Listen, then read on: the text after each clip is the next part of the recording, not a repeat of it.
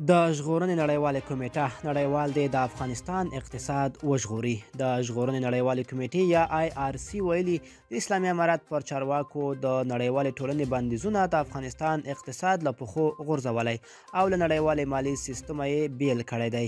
د یادې کمیټې اجرایوي رئیس ډیویډ میلبینډ ویلي که د افغانستان اقتصاد ژغورلو لپاره بیړني اقدامات ونه شي نو په دغه هیواد کې به د فقر ریښې دومره ژورې شي چې له منځه وړل به یې نړیوالې ټولنې ته په لوړه بیه پریوځي. میلبن ویلي چې نړیواله ټولنه او لوی تمویلونکي باید د جنیوا په کنفرانس کې چې سبا پیل کیږي پر دوو چارو تمرکز وکړي. د نوموړي په وینا چې د بشري مرستو د برابرولو لپاره باید په لومړی ګام کې عاجل اقدام وشي څو د ورځ تر بلې ډیریدونکي لوږې مخنیوی وشي. میلبن زیاته کړې دا چې یوازې بشري مرستې د افغانستان پر زیدونکي اقتصاد نشي ژغورلی نو نړیواله ټولنه ته اړتیا ده چې د اقتصاد افغانستان له نویو واکمنانو سره د تعامل میکانیزم رامنځته کړي.